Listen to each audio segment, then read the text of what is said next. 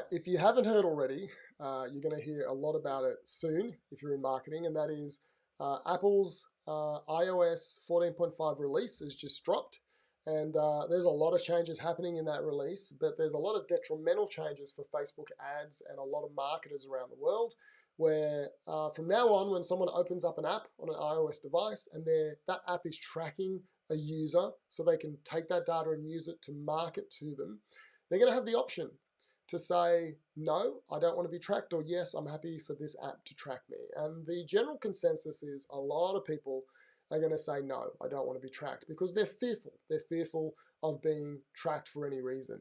But I have a few thoughts on this. I obviously run a lot of Facebook ads for my clients and myself, so I may be a little biased, but let's just think about this, right? So the reality is, Facebook is an amazing app that doesn't cost us anything. And the reason it's so successful for you to use is because it doesn't cost anything. Okay, if they charged for it, there wouldn't be as big a user base, and there wouldn't be as many people using it, and it wouldn't be as powerful. So the way they make their money is from advertising. And so they take data that they collect from you on the iOS device or websites you visit or what you do on Facebook. And what they do is they show you targeted ads that you will be interested in. Now, this is very key. Imagine a platform like Facebook where you're seeing ads every day, because you're going to see the ads anyway. And you're seeing ads, but they're not relevant to you. You know, they're just not things you're interested in. That's annoying.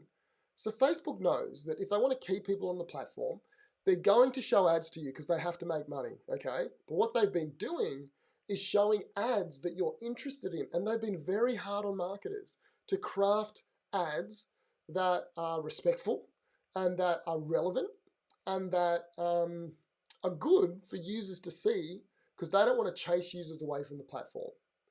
And so over time, the marketers and Facebook have developed a really good relationship where, you know, you're seeing ads very relevant. And how many of you have actually purchased something off seeing a Facebook ad? You know, and that proves, I think most of you would say yes. And that proves that it's working. The reality is, with these new iOS changes, you may start seeing ads that are not as relevant to you, because Facebook can't track what you're interested in based on what you're doing on that phone. Okay, so therefore the ads that you see now won't be as relevant and will be more annoying. Okay, and so that's not a good thing for Facebook, and it's not a good thing for you.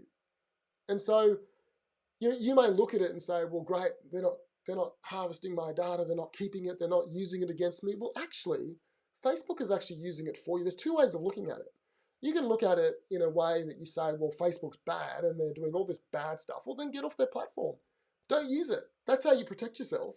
But you want to use it, okay? You want to use Facebook because it adds to your life. But then you don't want them to track you so they can increase your user experience and make it better. Because there's a lot of fear-mongering going on around data protection. And I understand. But for every good thing, there's also a bad, and every bad, there's potentially a good. And I'm just trying to tell you what the good is right now. And the good is the fact that they do collect your data means they can show better ads to you. Now, I'm sure I know there's a whole lot of negatives with that as well. But just be prepared that when you turn that off, the ads you're going to probably see are not going to be as relevant to you and even more annoying. Okay? And so you'll get something. You can keep it protected, but your user experience will drop. And so what should you do? I don't know. Do whatever you like. What should marketers do? Should marketers be scared? Well, I don't have an answer for that. I'm still running my ads. I'm all in on Facebook.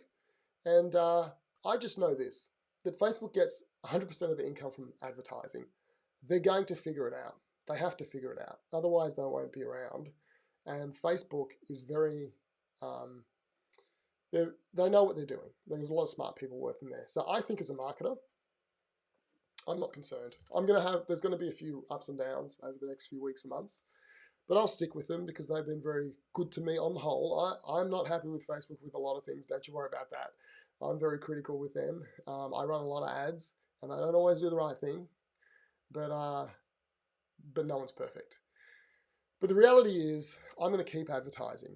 I'm going to monitor my ads. I'm going to make sure that everything's going okay. And if things don't go right, then I might stop I might re-evaluate. I'll do a lot of research, but it's going to be potentially a bit rocky now. While Facebook figures out how to get the data in a different way. But at the end of the day, it'll keep working. I think we'll still be able to grow our businesses. I think the user experience for all those people that turn it off may drop because the ads are not as good. And I just think there's two sides to every story. And I just wanted to present the other side.